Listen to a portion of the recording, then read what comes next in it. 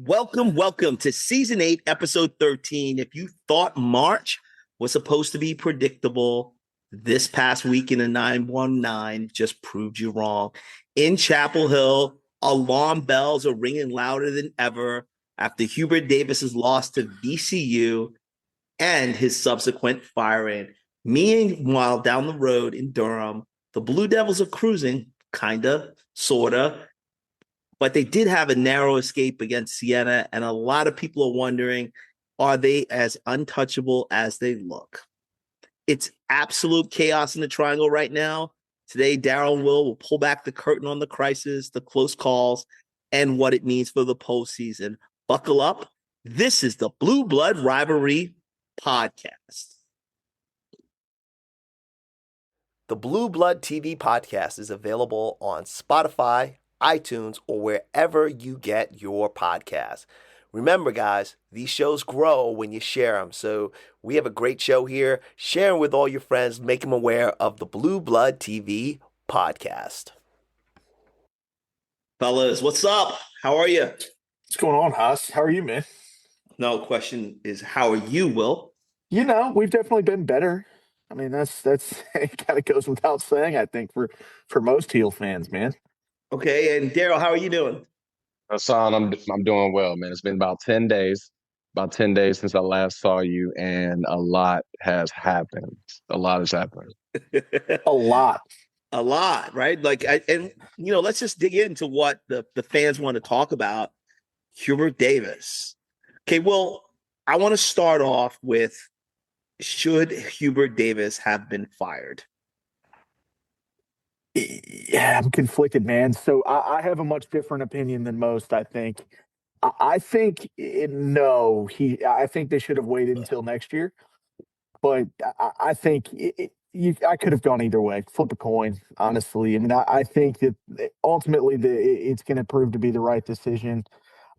I just think that they kind of gave him the raw end of the deal as far as it not having a GM for the first 4 years of his tenure. And I mean, a lot of that was on him from what I've heard anyway. He was kind of hesitant to drag his feet, but I think they made the right move ultimately. Yeah, Hassan, I'll answer the question for you in an honest way, since Will can't seem to take the Carolina effect out of it. But I've been saying it all season, right? Hubert Davis needed to do more. He has not lived up to the Carolina standard. And that is not just by the numbers, but by the eye test, right?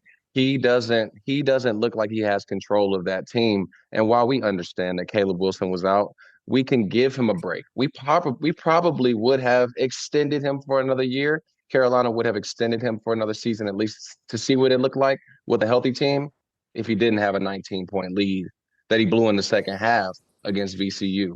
So I'm a numbers guy, Hassan, and I want to get to some numbers, but I got to ask Will, how are you feeling, man? How you feeling?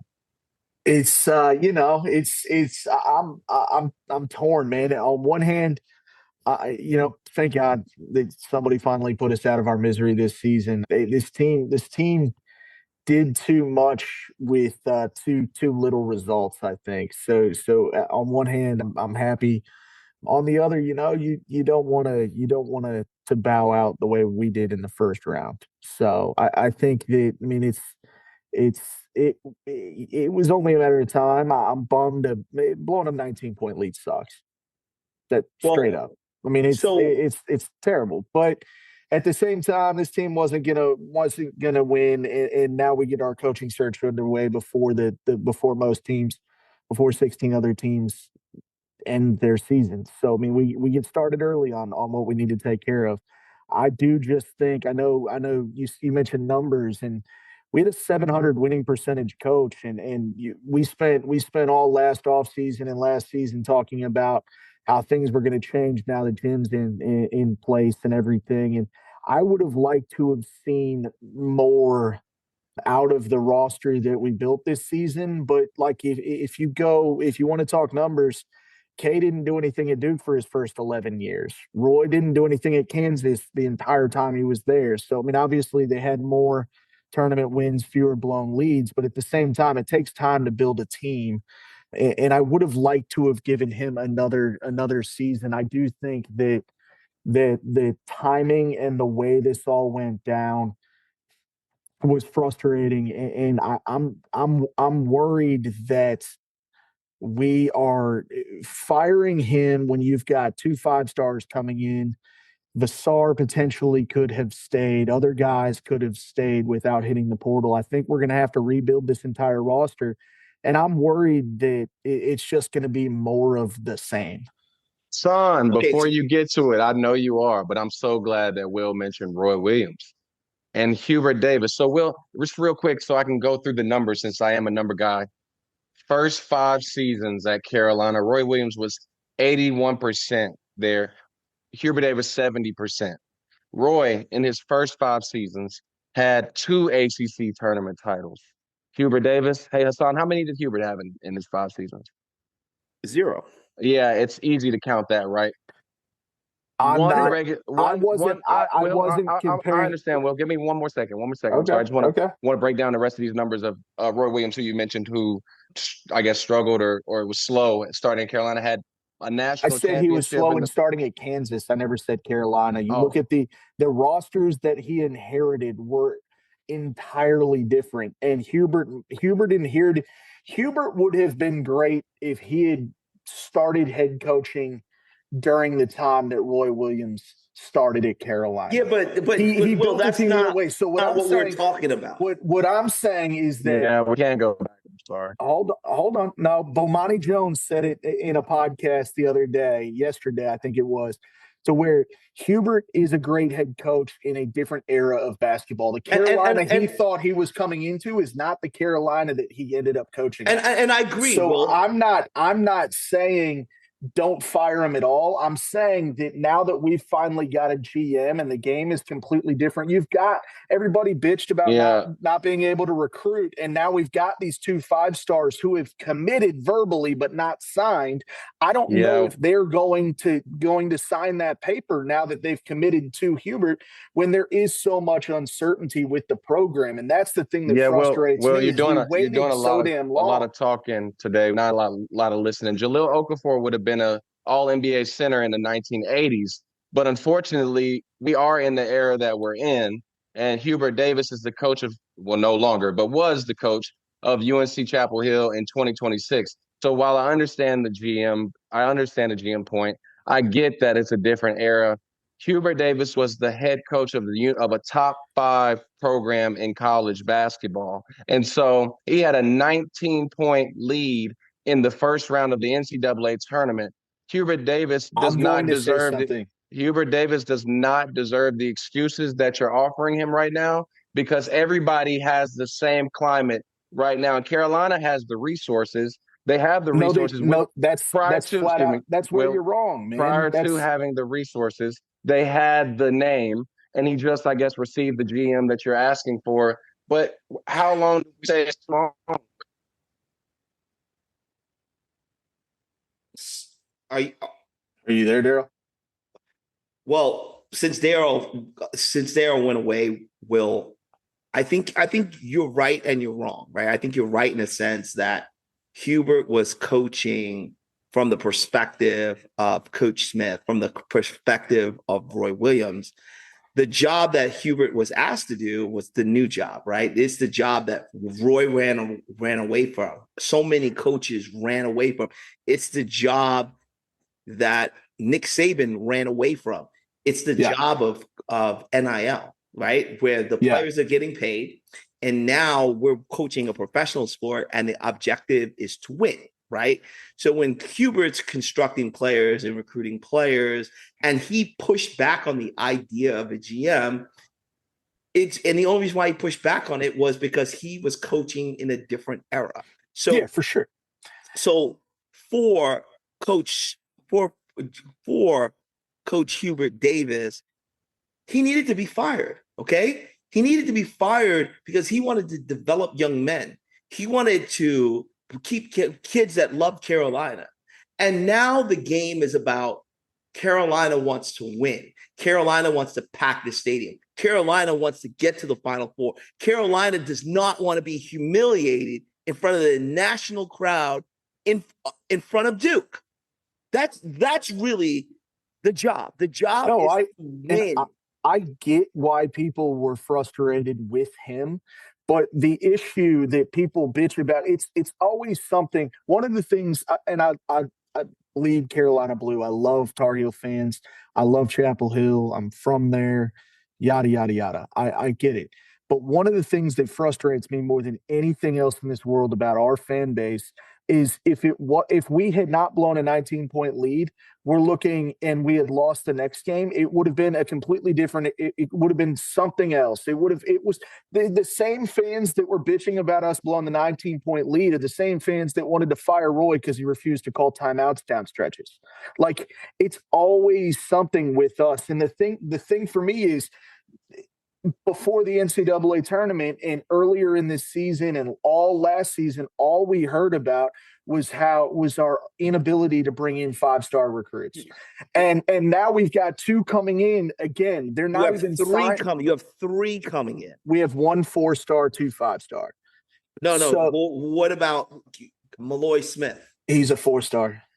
Okay. So he's a 4-star. Okay. So 2 5-stars. So Malloy Smith is the only one that's signed. The other 2 guys aren't signed yet. They're just verbal commits. Because you know why? Why is that? Because they're waiting to see who the coach is. Yeah, for sure. So if they commit to Hubert, because we didn't know Hubert. If Hubert, I strongly believe that if Hubert had not blown that 19-point lead and lost to whoever we would have played the next round, Illinois, we're sitting here having an entirely different conversation. And Hubert's the coach next season. So the problem is that we let Darryl in here. Okay. Yeah, it's a lot of you today, and I respect that because your coach got fired. But while he was having a good season, he doesn't have you talk about how Carolina fans would have different excuses, different reasons. The Carolina standard is different, Will. While it's like an A+ student, right? They always get 100s. And now all of a sudden they're getting 90s. Well, one parent might be stoked about a 90, but guess what? That's not the standard for that student, and this isn't the standard for Carolina. It makes no sense. It's unacceptable that they've been to a Final Four during a very lucky run, a very hot streak. But without that hot streak in a season where they were at once 18-8, we're talking about a whole different era of Hubert Davis. That's the one thing he has on his resume that's respectable. And that's the one thing that might have lived up to the Carolina standard. But this is the Carolina standard. The last 3 to 4 seasons have been unacceptable, with the exception of this year, which had an unacceptable finish to the season. And I get that. What I'm saying is the timing of his firing, in my opinion, sucks. Perfect. It sucks. But no, because it was a great out. It's a great out. Perfect. It's a great out. Okay. But if you look at take your fandom aside, right? Take your Duke fandom, Haas, you're a Carolina fan, take that aside, right? Just for a sec, and follow me on this one. Is if you look at, so we bitched about not getting 5 stars. We've got a 4-star, 2 5-stars, and we potentially have Vassar coming back next season, right?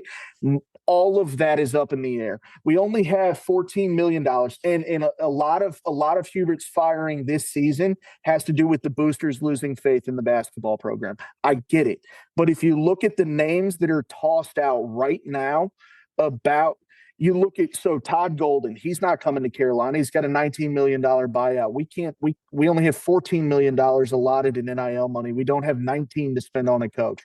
You look at the guy Otts from Iowa State. He's not leaving. He's coached for Iowa State 3 separate times. Why would he leave there?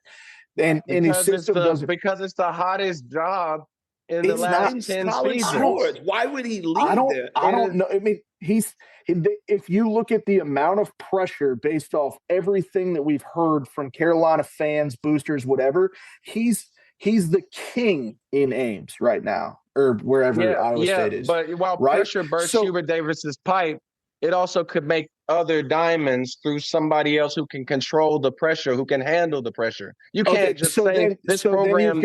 So then the other things, Brad Stevens already turned us down today. You've got Dusty May, who's not leaving Michigan. You've got Tommy Lloyd, who would be an idiot to leave Arizona. So all these names that are being thrown around are completely unrealistic. Like who? And from everything I hear, who are we settling for? Stackhouse from every. Why? Another guy who has zero coaching experience? This guy, hold on. Here. This is where I think everybody is wrong. Coaching experience, we can put that on our bench. Okay. Kenny Smith was a 2-time NBA championship back-to-back. Okay. And when you talk about point guards, he's the last of those New York City, Allen Iverson type dog point guards. Okay. Kenny Smith is a dog. Okay. Kenny Smith knows basketball. Kenny Smith won an NBA championship. Kenny Smith is probably the best point guard that ever played at UNC. Hassan. No, hold on. It does two things. So here are the two things it does. It keeps the Coach Smith legacy alive because the guys that you're talking about, Will, it kills it. Okay. Second, Nike, right? You guys are coaching and you guys are talking from the era of pre-NIL. It's NIL, right? So what's going to keep these guys here? Money, right? Nike made their business off of Michael Jordan and the University of North Carolina. Michael Jordan won the national championship in '82, hung out one more year, then he went pro, and the Jordan brand was born, and ultimately Nike was born. Nike needs Carolina to do well. Brand Jordan needs Carolina to do well. So Brand Jordan steps in. They give you the NIL money. Why have they not given us the NIL money now? If that was the case and they needed us so badly, why is this the first time anybody's a lot of times people we had a heart attack, Will. Okay? Yeah. We had a heart attack and we need resuscitation, right? Yeah. Because it's like now or never, right? Like if we don't do it now. So my theory is they already know who the coach is. All that stuff, Brad Stevens, he's not leaving the Celtics. His buyout. He already said he wasn't leaving the Celtics. He's not doing it. Those other coaches don't fit. You bring in Kenny Smith. You bring in Malloy Smith, 2 5-stars. You get Caleb Wilson already said run it back, right? So I'm thinking Nike is behind the whole thing saying we're going to give Caleb his number is $8 million, $9 million, right? We have $14 million in NIL money. You're thinking 8 or 9 into one player? I think that money's going to go up overnight. Okay? Nike comes in. Comes in, and we bring in 2 5-star Malloy Smith, and we're back on the front pages. Okay? Kenny gets a bench, a bench coach, and he just motivates. And here's what he does that Hubert doesn't do. I love Hubert. He's a nice guy. But he's the best. Yeah. He freaking sucks. He sucks. Okay. Yeah. Kenny Smith is a television guy. Kenny Smith knows how to talk to the TV. Now, today's basketball is about marketing. It's about swag, of which Hubert brings zero to the table. None. Yeah. Kenny Smith can talk to that television and bring in players. This guy is a great 5-year stopgap. Keeps it in the family. And the real reason Carolina is struggling is because of Roy Williams. Because Roy Williams didn't go after the 5-stars. He won 3 national championships during his tenure, which saved him. But we lost our swag. I mean, how many guys do we have in the NBA? How many guys do we have leading teams? 0, right? Because of Roy Williams. And then, hold on. Last thing about Roy Williams. Okay. Coaching tree. You got to go to Kenny Smith because this guy created nothing. Okay. Roy Williams has been here since what, 2004? Okay. 2002? Oh, 3, I want to say. 2002 to 2004. Roy Williams comes in 2004 and creates nothing in his coaching tree. And that's why you don't have anything to go to. Coach Smith left a giant coaching tree to pull from. Roy did Nothing. You let the 5 stars go, did not develop any coaches, and that's why you're where you are, and you got to get a television personality to come coach your team, Will. I think that you made some good points, but you can't knock Roy. I mean, once every 6 years, you're winning a national championship. There's no that doesn't happen. And losing all those 5 stars and not having guys run NBA teams and all that. Look at Duke. We have more championships in the same time than Duke, and they had all of what you're talking about. So that's great and that's fine and awesome. But there was a time where we were the NBA guy. Yeah, but that 98 team didn't win it all. We were the talking. And then I'm going to tell you another thing that Roy did. There was a time, I grew up in New York. You know why I'm a Carolina fan? Because Dean Smith played in the Garden back in the 80s and the 90s. Okay? And New York, Boston, New York was Carolina country, right? Yeah. Because they wanted every big-time guard out of the Northeast. Okay? Yeah. Kenny Smith, Sam Perkins. I can go on and on and on. Okay. Roy conceded New York to Duke.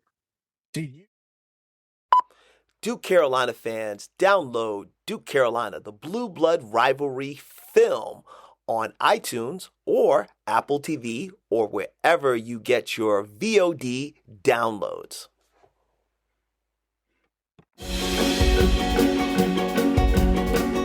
Hey, Queen, you know you my guy, right? I'm always putting for you. Tonight, when you step on the court, I step on the court too. And we in it. There's only 2 games that matter. It's the North Carolina game at Duke and the Duke game that's at North Carolina. When we wake up on game day, there's a knot in my stomach. We've been up since 6 a.m. this morning watching recorded Duke Carolina games. I watched the Rivers shot about 15 times. Yeah. Rivers on his own. Yes, that's the buzzer. We're here for the Duke game. And it is 10 hours and 9 minutes until game time. The Blue Devils win 85-84. Nothing better than North Carolina and Duke. It is the best rivalry in all of college basketball. Hall of Fame coaches, great players, and usually so much at stake. And that's it. Carolina's won it. The fans have as much to do with the rivalry being great as the players and the coaches. It's 5 hours before game time. Well, there's no question that the rivalry is there every day in our community. Can you imagine what it would be like around here if people didn't have it? It would be terrifying. We are 30 minutes away from tip-off. It's one of the most exciting events you can be a part of, and I still say it's not the biggest rivalry in college basketball. It's the biggest rivalry in all of sport, bar none. It's game time! Do you think, Darryl, help me out here, or answer the question. I've got a question for you. Do you between the two of you guys, I don't know if I'm going to get a word in today. I'm listening. No, Darryl, I'm trying to bring you on in, man. Come on. Do you think that these young guys are old enough to remember Kenny Smith as a point guard and an NBA player?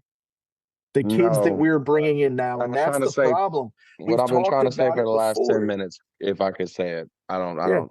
Between the two of you, I got to figure out what's going on. We're a little emotional, man. Yeah, I see that. I'm going to take the emotions out of it for a second. So, while you mentioned the $14 million in NIL, right? It's probably not a lot of money for what they're asking for nowadays to be the top recruits, to get the top recruits in the country. But I think what's probably just as important at this very moment as the fortune is probably the fame and the connections, the networking. Kenny Smith sits beside Charles Barkley. He sits on ESPN now, formerly, was on TNT on one of the most popular NBA breakdown types of shows in the world, right? So while he may not be remembered or known by today's kids, most of them do not know Kenny the Jet Smith. But what they do know is Kenny Smith that is the analyst, Kenny Smith that's connected to these guys that I just mentioned, and Charles and Shaq, obviously former Carolina players, which also brings the same prestige as those previously mentioned guys, aforementioned guys.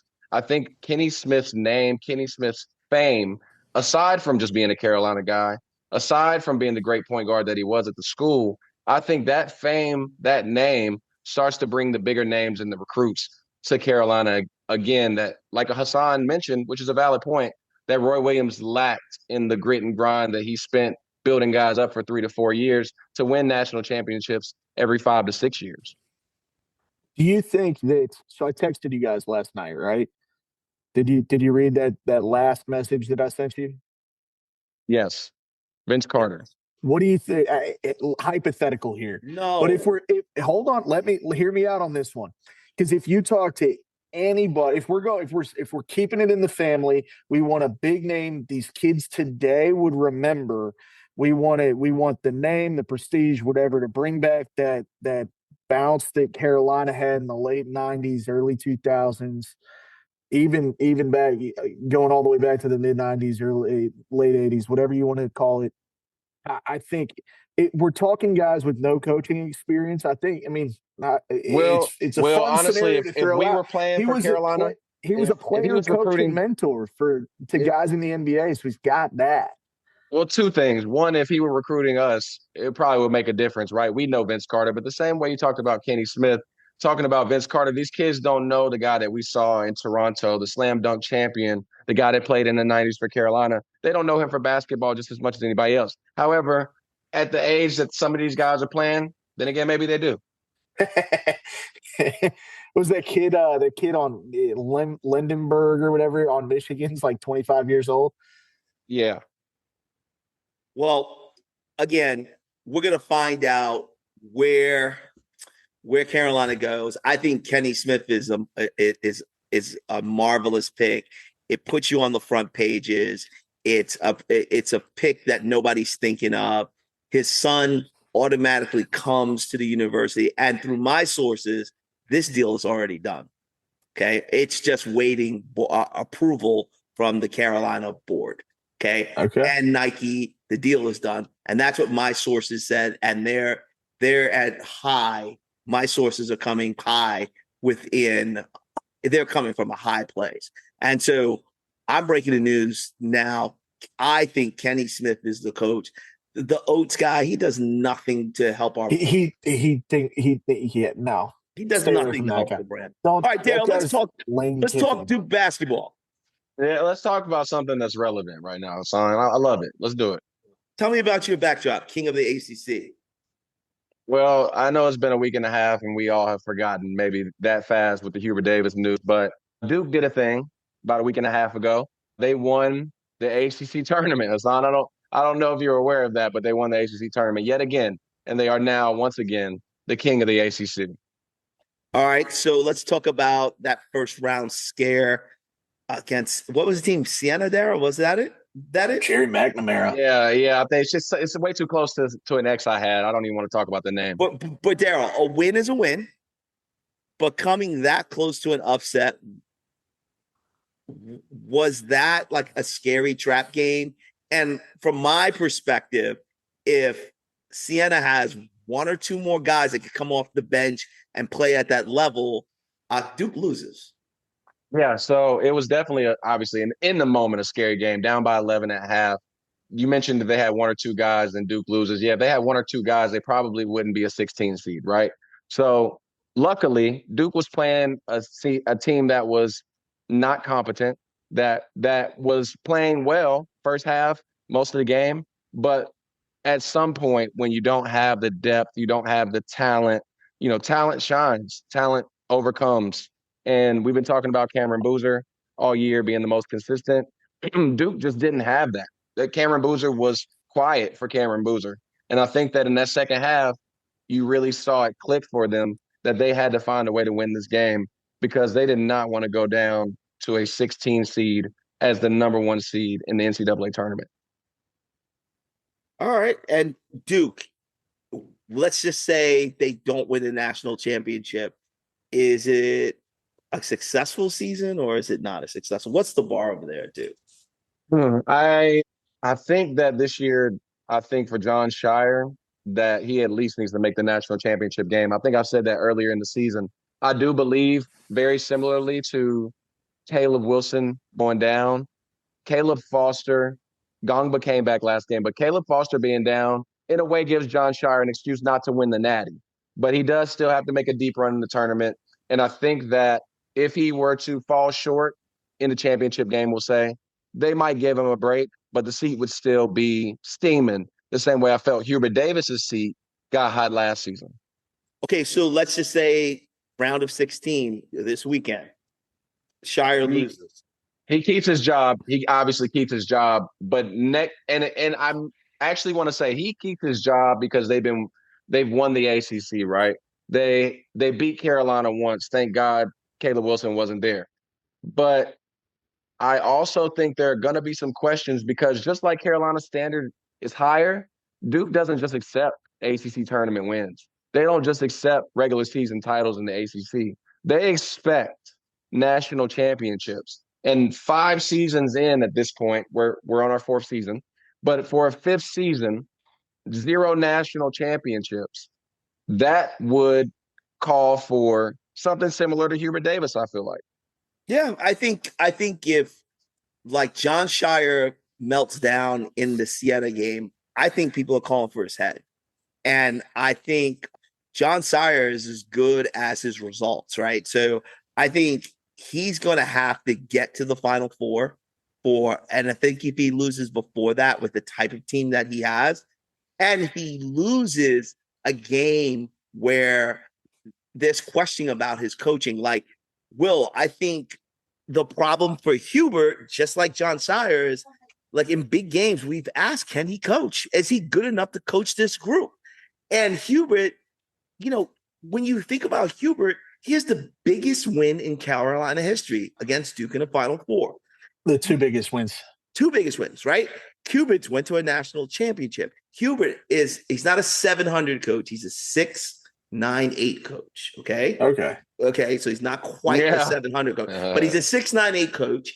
And he's won a lot of games, but the problem for Hubert was he was inconsistent. There wasn't like a steady good. There was like a disaster or real good, a disaster or real good. John Shire hasn't had the ebbs and flows of a Hubert Davis, but he has been questioned about his ability to coach. And Darryl, his ability to coach is something that you've touched on countless times, that you didn't know he was the guy to lead this team. Yeah. I want to say this while we're here. So Hubert, like Will said, or Hassan has now emphasized, he's 69%, right? 69.8%. John Shire's won a little bit more than he's won almost 84% of his games. But the biggest difference between the two, in my humble, unbiased opinion, is that John Shire currently has a plethora of players in the NBA, right? And so the talent for John Shire has been much greater than the talent for Hubert Davis. So it's almost a double-edged sword, though, because that talent keeps more talent rolling in. But if he continues to fall short of a national championship, at some point, you have to say, we need a coach to go along with the brand. Duke, the brotherhood, will continue to bring in players because they are the brotherhood. But if he can't bring in a natty, can't bring in that championship, that coveted national title, he's going to find his way out. Another coach will be in the seat. And there are, unlike Carolina, there is a coaching tree for Duke. There is still a very significant coaching tree for Duke, and there are very good options. Nolan Smith being one of them. I want to say that. That'd be an option. So do you think, are you just taking a step back and taking the numbers out of it? I guess I'm almost, Haas, I don't know how you feel, but I'm almost happier with kind of how the last few years have gone with Carolina, because now hopefully we can bring in the answer. We've got the NIL. We're getting a GM set up. We're getting all these things. Or would you rather be in the Duke situation? Because I don't think this roster as it stands. I mean, look at what St. John's did to Kansas. You've got Michigan State and UConn on the other side of that bracket too. You've got some.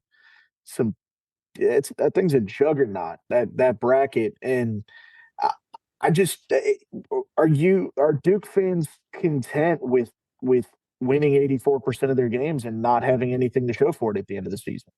No is the answer, Will. No is the answer. The same way Carolina. It's Yeah, It's a yeah, that's similar a tough standard. situation to be in, right? It's a shitty feeling. But again, where I think Hubert Davis could have survived is if he didn't have a 19-point lead. I think we're having a different conversation. If he goes in there without Caleb Wilson and they happen to lose that game, he might have had a chance. If they win that game, I think he definitely would have been the coach for one more season. Jon Scheyer, though, he's got an even higher standard because the talent is there. It is in the league. We're still seeing it. You see Con Kniffel. You see Cooper Flagg. You even see guys deep on the bench like Tyrese Proctor. These guys have been part of this. Your boy, huh? Sion James. There's a lot of names. Mark Williams. There's a lot of names that we could mention here that have gone through that program. Jalen Johnson for the Hawks, without any natties, and that's that didn't just start with Scheyer. Duke hasn't won since 2015. But if Shirer's taking over, they still expect Coach K type results, which during his tenure was a national championship every few years. It's crazy to think about how much talent that program's had and how you guys haven't won it all since 15. You know what's crazy to think? That's wild.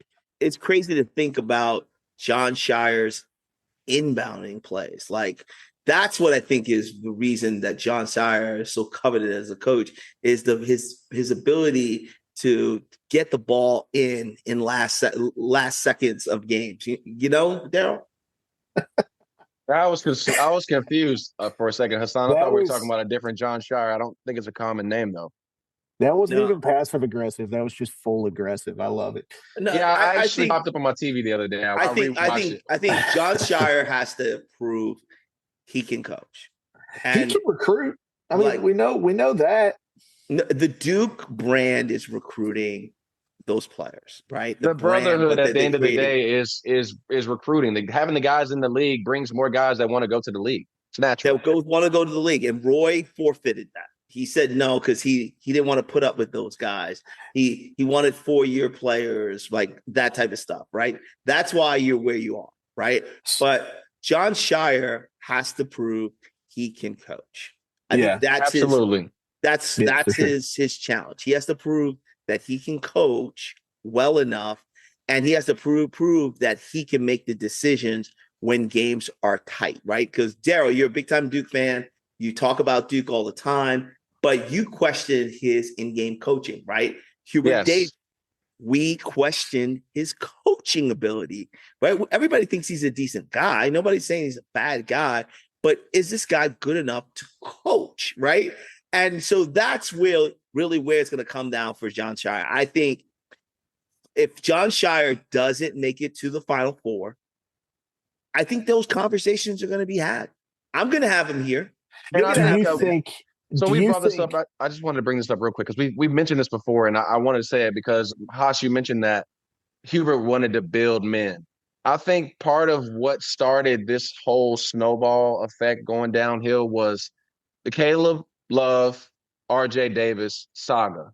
Because in that scenario, Hubert couldn't hold these guys together. And we know what it was about. We won't mention it, but you couldn't keep these two guys.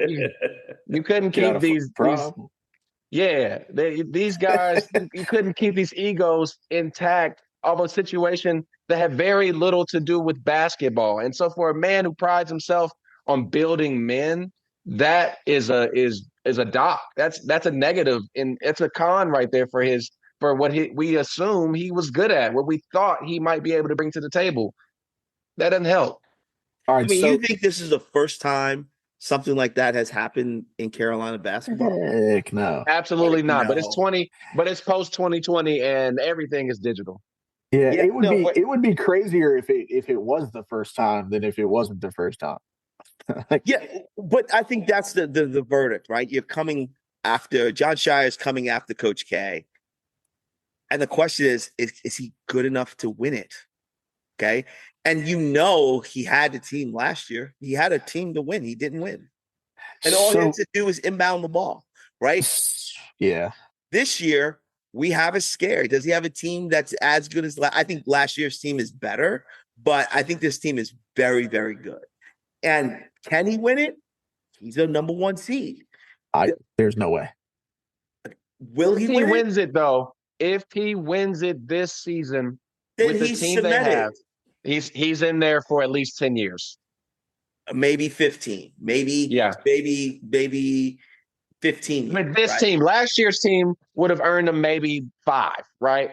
Last year's team, he wins the national championship with 6 NBA players on the roster, maybe 5 more years guaranteed. This team, 10 to 15. And I'm not talking about a misdemeanor or a felony. I'm talking about a felony. Okay, Will, let's go back to Carolina. When do you think the coaching vacancy is going to be filled? I think it's going to be quick. So what's quick? I think it has to be before the end of the week. So it's Wednesday. So Wednesday, Friday. Yeah, because I mean, you've got to go into damage control, right? Like with the portal, you've got to make sure that guys aren't leaving, aren't decommitting. It has to be quick. So for me, before I let Hubert go, I've got to have a commitment from someone. Yeah. I think they're just waiting on approval from the board. I think and with Kenny Smith's son, when did Malloy commit? He was a late commit. No, I think it was like the other day. Yeah, it wasn't long ago. It was very, very, very, very recently. And then did you notice last week Kenny just disappeared from the He was off the set, off the set, right? He said he was sick. I think they were having conversations about Malloy Smith and him being the coach. And I think the deal is already done. And I think Michael Jordan has to approve it. I mean, he's like one of your biggest basketball players. He's worth $4 billion. He's friends with Kenny. They played on the same team. I don't think that these candidates that they're announcing on ESPN are even close to that job, because you cannot get that job without Michael Jordan's approval. What do you think about that, Darryl? Yeah, I think that I definitely think at the end of the day, Jordan is the brand, right? So Michael Jordan has the final say so. And I want to say March 6th, just to fill you guys in, March 6th was when Malloy committed. So, KJ being a big factor in that, I think that Kenny Smith right now would be a great hire for them, especially trying to keep it in the family. 20 minutes ago, Stephen A. Smith thinks UNC should hire Kenny Smith. Yeah, and if Stephen A. says it, man, that stuff starts to get how much stock are we taking in Stephen A.'s opinion, though? No, but I'm just telling you that I've got some intelligence that says that it's before the board. I think Kenny Smith is your coach. It's going to be a conversation starter. All he has to do is recruit. We can put guys that do the X and O's on the bench. And then after the game, he needs to look in the camera, be happy about Carolina. He's a seasoned professional. He looked in the camera for 15 years of his NBA career. I think Kenny Smith in the new era of NIL is the coach of the university. He needs to be careful with those knees though on that sideline. He can't go too crazy. He can't go too crazy. I love him because if you watch Inside the NBA or whatever, he's as much of a fan as we are. That's somebody I want on my sideline. You want that guy behind the bench. I think that. Hold on. I think that's a guy who's as big of a fan as we all are, and the losses sting just as much for him. Sorry, the losses sting just as much for him as they would for us. And he comes from an era where Carolina had the best basketball players. Duke had where it was flip-flop. Duke had a good team, and Carolina had a great team. About him. He's got a swag about him, man. Kenny Smith is the coach. I'm Davis was so vanilla, man. Hubert was so vanilla. Even as a chocolate man, he was vanilla, brother. But so the other thing that it is what it is, I guess, at this point. But his bench was vanilla. Like Jeff Lebo's not like. I want some swag on the bench too, man. If this is going to be the hire, I think you've got to go full. It takes swag to no swag, man. Swag attracts swag. He was only attracting vanilla, man. Look, Luka. These guys that Kenny Smith, that he is named the coach, the guys he's about to bring in are going to look totally different. Caleb Wilson, for the first time in a while, gave Carolina an electricity that they have not had in years. Yeah. Kobe White was another one of those guys that just provided spark. He knew how to make something happen, and just Caleb Wilson being a little different than Kobe White, but Caleb dunked it, and it was like the whole gym just blew up, right? So we haven't seen a dunk like that. It's such a exactly. shame he didn't get to finish the season, man. It's It giving really is. Rasheed Wallace type, type nostalgia for me, Hassan. It's nostalgia. Absolutely. And what if Caleb Wilson comes back? What if I think Saw there's a comes back? possibility he What could. if you got 5? I think they got a plan. And I think they got a plan. Kenny, it won't even matter if Kenny can coach, right? Kenny just got to look into the camera and smile. And that's what he does every night on TNT. I think it's a masterful fan to bring Kenny in. And that brings us to the end of this wild episode 13. Whether you're feeling the heat in Chapel Hill or breathing the sigh of relief in Durham, one thing's for sure, the next 7 days are going to be a roller coaster in the 919. Huge thanks, Darryl. Darryl, Will, thank you for this crisis show and, just talking about the Hubert Davis crisis, talking about the Jon Scheyer crisis, because if Jon Scheyer doesn't win, I think he's on the hot seat, just like Hubert Davis. If you enjoyed today's podcast, do us a massive favor, hit the like button, subscribe, and leave us a review on Spotify or Apple Podcasts. It's the way to help us grow. Follow us on Instagram. And for Darryl, Will, I'm Hassan. Stay safe, keep running, and we'll see you at the next tip-off. One rivalry, 2 shades of blue, always one winner. And as we always say, guys, what do we say? We out. We out. We out. Blue Blood TV Podcast is available on Spotify, iTunes, or wherever you get your podcasts. Remember, guys, these shows grow when you share them. So we have a great show here. Share them with all your friends. Make them aware of the Blue Blood TV Podcast.